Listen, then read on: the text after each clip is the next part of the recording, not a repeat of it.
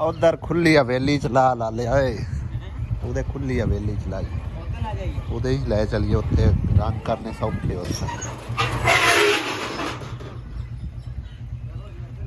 ये क्यों आपे रक्षा क्यों ओ बुआ खोल के अंदर वड़ूए दो अंदर टपा लेने कितना दरवाजा खोल गया वे ध्यान करी वेखी वेखी दीवार देख के सीधा टप जावी एक नलका भाई साहब लवाना सी वो भी असी मंगा लिया बाकी टीयर गाडर जड़े भाई साहब बनाने इत्थे ही ला लिए पर ਉਹਦੇ ਲਾਈ ਇੱਥੇ ਲਾ ਲੈਨੇ ਆਗੇ ਆ ਕੰਡੇ ਕੁੰਡੇ ਚਾਹ ਲਈ ਸ਼ਾਇਦ ਇੱਥੇ ਆ ਪੱਕੀ ਥਾਂ ਤੇ ਰੰਗ ਕਰਨੇ ਸੌਖੇ ਉਸ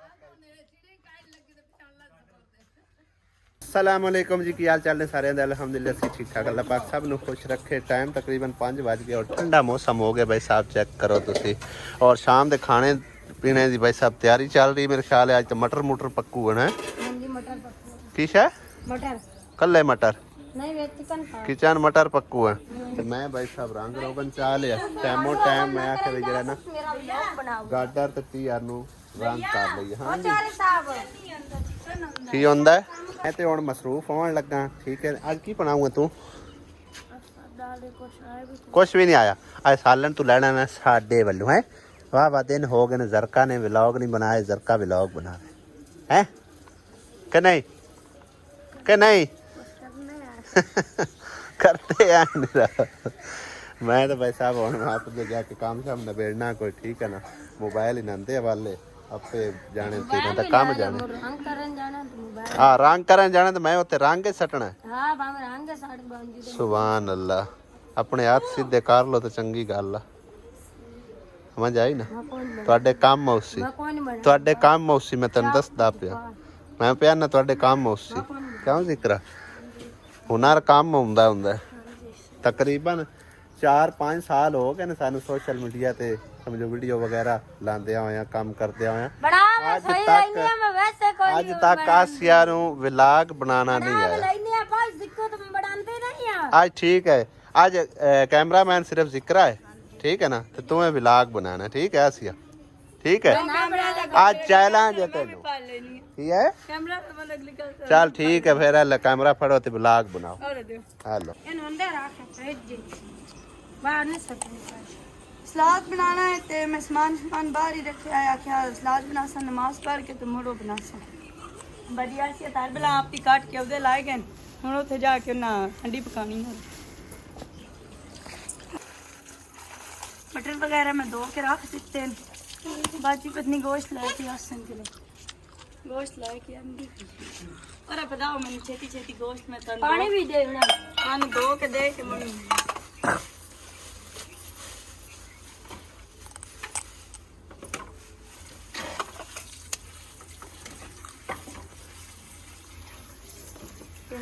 से गोश्त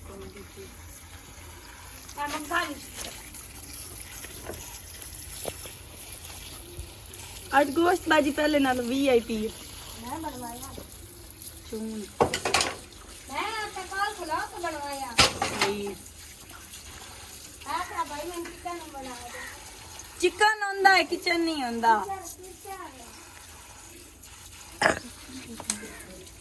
लकड़ियां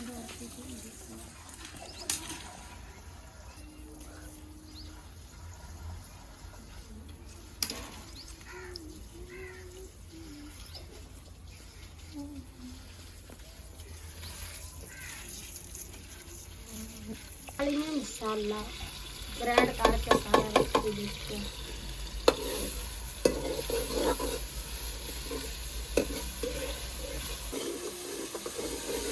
और मैं ਵਿੱਚ ਪਾ ਦਿੱਤਾ ਟਮਾਟਰ ਵੀ। ਬਾਜੀ ਚੰਗਾ ਚੰਗਾ ਸੋਹਣਾ ਸੋਹਣਾ ਭੁੰਨ ਕੇ ਨਾ ਉਸ ਵਿੱਚ ਗੋਸ਼ਤ ਮੈਂ ਕੋ ਪਹਿਲੀ ਵਾਰੀ ਸਾਲਾਂ ਖਾਣ ਲੱਗੀ ਇਹ ਨਾ ਜ਼ਿਆਦਾ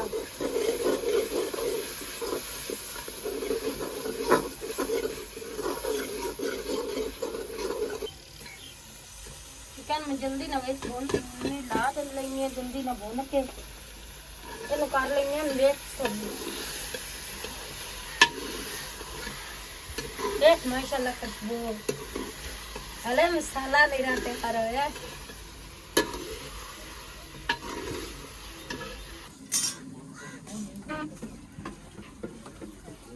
अंडी तैयार हो गए थल्ले भी लेके बुल भी हो बुलबुले छोड़ दी भी और ऐसा बनना ही है ना सेना देखो है कोने हाथ सही देने और वे कंडे सडांडे अजे कुन्नी होंदी ना तो जितना चेर तो रोटियां पकानियां उतना चेर बल्दी चढ़ी रहे।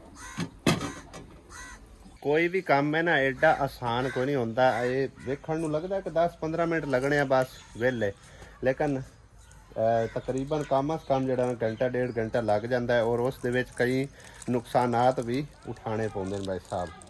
ਜਿਸ ਤਰ੍ਹਾਂ ਕਿ ਮੇਰਾ ਸੂਟ ਜ਼ਬਰਦਸਤ ਆ ਗਿਆ, ਖਰਾਬ ਹੋ ਗਿਆ ਕਲਰ ਵਗੈਰਾ ਕਰਦਿਆਂ ਹੋਇਆ। ਬਹਰਹਾਲ ਜੀ ਇਹਨਾਂ ਨੂੰ ਕੋਈ ਟੀਅਰ ਵੀ ਬੋਲਦਾ, ਕੋਈ ਗਾਡਰ ਵੀ, ਕੜੀਆਂ ਵੀ ਬੋਲਦਾ। ਜ਼ਿਆਦਾਤਰ ਕੜੀਆਂ ਲੋਕ ਬੋਲਦੇ ਆ ਵੀ ਇਹ ਕੜੀਆਂ ਨੇ, ਠੀਕ ਆ, ਕੜੀਆਂ ਗਾਡਰ ਵਗੈਰਾ।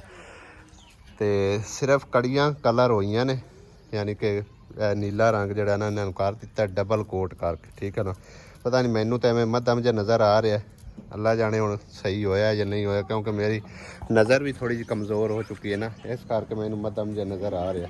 ਬਹਰਹਾਲ ਤੁਸੀਂ ਦੇਖ ਕੇ ਜ਼ਰੂਰ ਦੱਸਣਾ ਕਿ ਕਲਰ ਠੀਕ ਹੋਇਆ ਜਾਂ ਮੱਧਮ ਹੋਇਆ। ਅੱਲਾ ਬਿਹਤਰ ਜਾਣਦਾ, ਮੈਨੂੰ ਕਿਉਂਕਿ ਕਲੀਅਰ ਨਜ਼ਰ ਨਹੀਂ ਆ ਰਿਹਾ, ਠੀਕ ਹੈ ਨਾ। ਇੱਕ ਅੱਖ ਦੇ ਨਾਲ ਨਾਲ ਦੂਸਰੀ ਅੱਖ ਦੀ ਵੀ ਨਜ਼ਰ ਜਿਹੜੀ ਨਾ ਉਹ ਮੱਧਮ ਜੀ ਹੋ ਚੁੱਕੀ ਹੈ। ਅੱਲਾ ਖੈਰ ਕਰਸੀ, ਹੈ 2-4 ਦਿਨਾਂ ਦਾ ਟਾਈਮ ਇਨਸ਼ਾਅੱਲਾ ਤਾਲਾ, ਅੱਲਾ ਪਾਕ ਨੇ ਚਾਹਿਆ ਤਾਂ ਬਿਹਤਰ ਹੋ ਜਾਸੀ। ਤੇ ਬਾਕੀ ਕੋਸ਼ਿਸ਼ ਤਾਂ ਪੂਰੀ ਕੀਤੀ ਹੈ ਕਿ ਡਬਲ ਕੋਟ ਜਿਹੜਾ ਨਾ ਚੰਗਾ ਭਰ ਕੇ ਕੀਤਾ ਹੈ, ਤੇ ਅੱਲਾ ਬਿਹਤਰ ਜਾਣਦਾ ਠੀਕ ਹੋਇਆ ਜਾਂ ਨਹੀਂ ਹੋਇਆ।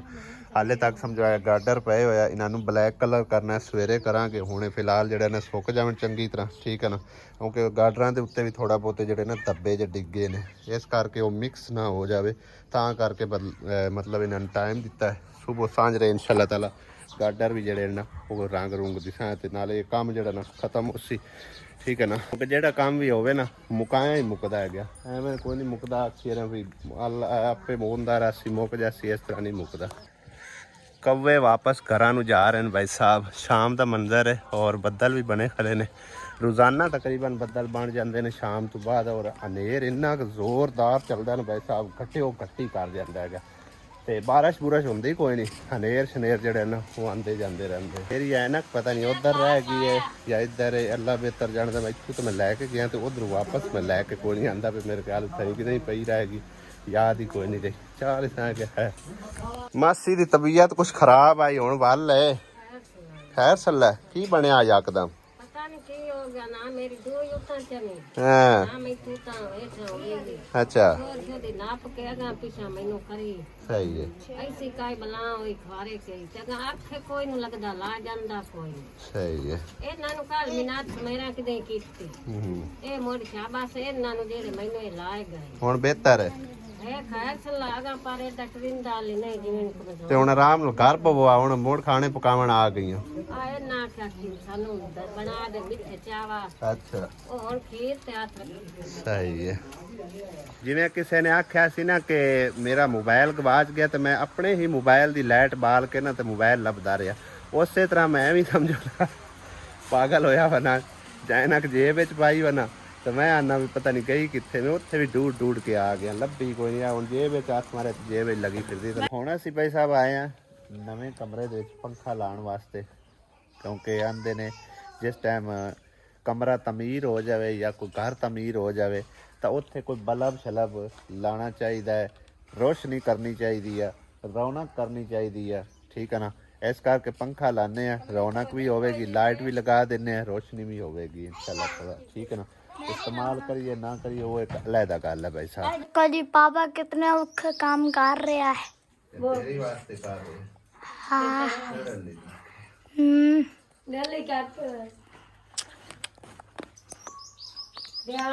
कभी पापा आंदा पे कुंडा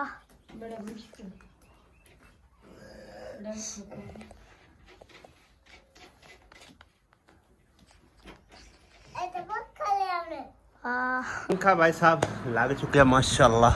चेक करो स्पीड ना चल रहा, चंगी स्पीड ना, और है भी रिमोट वाला। अम्मी और मैं आख्या मैं इतने अंदर आ जाओ, मैं कि चढ़ान तो चढ़ के आवा। खैर थोड़ी कोशिश की है मैं, मिट्टी मुट्टी सट्टी है तो हूँ कोई आसिया सटती पई है। बना दे अम्मी नू रैंप लवन चढ़ान है अम्मी, इतने अंदर आके बैगी करे।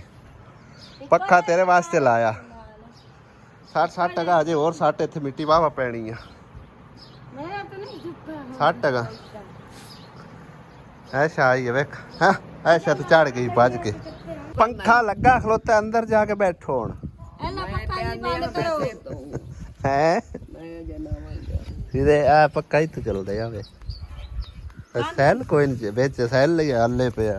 वैसे तो मैं चैप्टर कल ही क्लोज कर चुकिया सो, लेकिन जो बेशुमार धड़ा धड़ इक्को तरह के कमेंट वेखण नूं मिले ना, जिस तरह कोई जनेद अली हो गया, सो वाट हो गया, इस तरह के एक दो है ने होर भी मतलब एक रल मिल के जिहड़े ना कमेंट्स वगैरह करते आ ते इक्को ही तरह के कमेंट करते हैं। मतलब होर उन्होंने कोई मेरी अच्छाई नज़र नहीं आती, सिर्फ और सिर्फ मेरा कोई नैगेटिव जिहड़ा पॉइंट है ना वही नज़र आता है। लेकिन हुण मैं भी सोच लिया कि सुननी मैं सब दी है, ठीक है, क्योंकि मेरी एक जिंदगी जी है ना वो समझो कि ना खुली किताब हैगी। व्लॉगर की जिंदगी होंगी इस तरह हैगी, मतलब है कि ना जो भी जिंदगी के मामलात होंदे ने, लैण देण दे मामलात, या कोई खा रहे पी रहे या मतलब हंडा रहे हैं की चीज़ लियांदी की बेचनी फलां ये वो, जो भी जिंदगी के मामलात होंदे ना व्लॉगर दे, वो समझो एक खुली किताब तरह होंदे, ठीक है ना।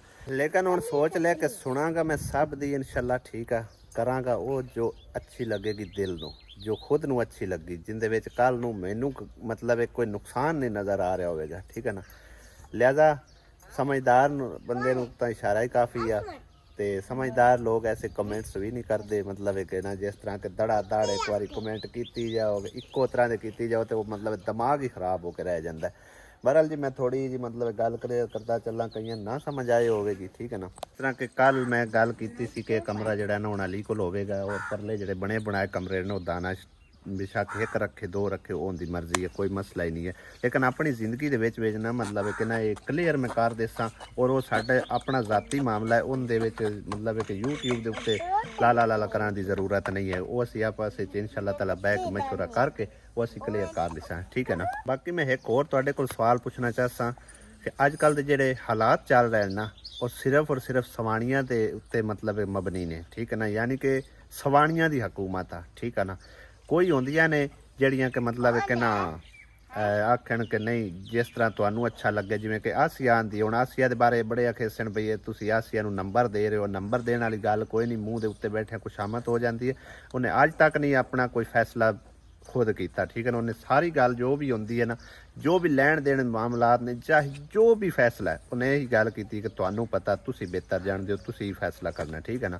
तो इस तरह कोई भी नहीं कर सकता, समझ आई ना। बेशक वो कमली है, बोली है, जियो जी भी है, लेकिन इस गलों भाई साहब मैं खुद उन्होंने क्रैडिट देसा कि उन्हें कदे भी मतलब है कि आप खुद फैसला नहीं लिया, ना ही मतलब उन्हें आख्या कि इहदे तेनू घाटा है या तेनू नफा है या इहदे की होसी की नहीं होसी, वो आंदी तैनू पता, ठीक है ना। इतों आके कई बार भैन भाई जड़े ना वो बोलते हैं कि आसिया की डंगर है, आसिया पागल है, आसिया इंज है, फलां है, बच्ची है, जेड़ी गल होई तुहानू पता भाई वो मतलब एक ना आपो आपदे ज़हन की गल होंदी है, ठीक है ना। तो इस तरह कोई भी सवाणी नहीं करती, तो ना ही कोई इस तरह दी सोच रखदियां ने, आई समझ।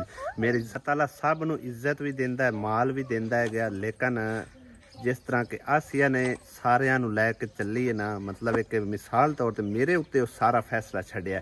अगर होंदी कोई इहो जी चलाक ते हुशियार ते वो आखिया भई खसमां दा सिर खावण दूए तो सारे असां ठेका तो नहीं चाया होया भी असीं उन्होंने नाल नत्थी वतीए, ठीक है ना। इस तरह की मतलब सोचां हैं साडे सारियां दे विच, सारे मुआशरे दे विच, कोई अपनी गल नहीं करता या किसी पराए दी नहीं गल करता, ਪੂਰੇ ਮੁਆਸ਼ਰੇ ਦੇ ਅੰਦਰ ਐਸੀ ਗੱਲ ਹੈ, ਠੀਕ ਹੈ ਨਾ। ਅਗਰ ਨਹੀਂ ਹੈ ਤਾਂ ਤੁਸੀਂ ਜ਼ਰੂਰ ਦੱਸਣਾ ਹੈਗਾ।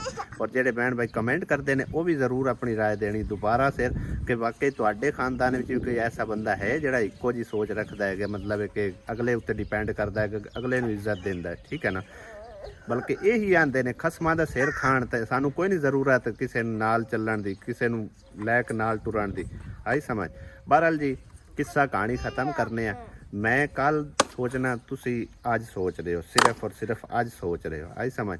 ਕੱਲ ਨੂੰ ਅਗਰ ਕੱਲ ਕਲਾਨ ਮੇਰੀ ਜ਼ਿੰਦਗੀ ਨਾਲ ਕੋਈ ਵਾਧਾ ਘਾਟਾ ਹੋ ਜਾਂਦਾ, ਮੇਰੇ ਪੁੱਤਰ ਨੂੰ ਕਹੇ ਪੁੱਤਰ ਬਣਾਉਣਾ, ਮੇਰੇ ਪੁੱਤਰ ਨੂੰ ਭਾਈ ਕਿਹਨੇ ਬਣਾਉਣਾ, ਕਿਸੇ ਵੀ ਨਹੀਂ ਬਣਾਉਣਾ, ਠੀਕ ਹੈ ਨਾ। ਕਿਉਂਕਿ ਸਵਾਣੀਆਂ ਦੀ ਹਕੂਮਤ, ਜਿਵੇਂ ਸਵਾਣੀਆਂ ਆਖਣਾ ਉਵੇਂ ਹੋਣਾ ਹੈਗਾ। ਨਾ ਕੋਈ ਦਾਨਸ਼ ਮਤਲਬ ਹੈ ਕਿ ਨਾ ਆਪਣੇ ਜ਼ਿੰਦਗੀ ਦੇ ਫੈਸਲੇ ਕਰਨ ਵਾਲਾ ਰਹਿ ਜਾਸੀ, ਤੇ ਨਾ ਹੀ ਕੋਈ ਬਾਕੀ ਦੇ ਮੇਰੇ ਜਿਤਨੇ ਸਮਝੋ ਕਿ ਨਾ ਭੈਣ ਭਰਾ ਆਣਗੇ। ਆਈ ਸਮਝ। ਸਿਰਫ ਔਰ ਸਿਰਫ ਜੋ ਸਵਾਣੀ ਨੇ ਕਿਸੇ ਨੇ ਆਖਣਾ ਉਸੇ ਤਰ੍ਹਾਂ ਹੋਣੀ ਹੈ।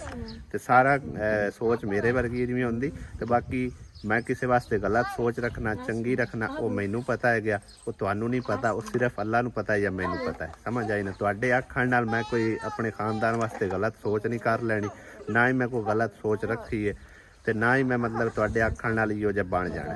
ਆਈ ਸਮਝ। ਬਾਕੀ ਜਿਵੇਂ ਤੁਹਾਨੂੰ ਬਿਹਤਰ ਲੱਗਦਾ ਬਈ ਦੜਾ ਦੜ ਕਮੈਂਟ ਕੀਤੀ ਜਾਓ, ਠੀਕ ਹੈ ਨਾ।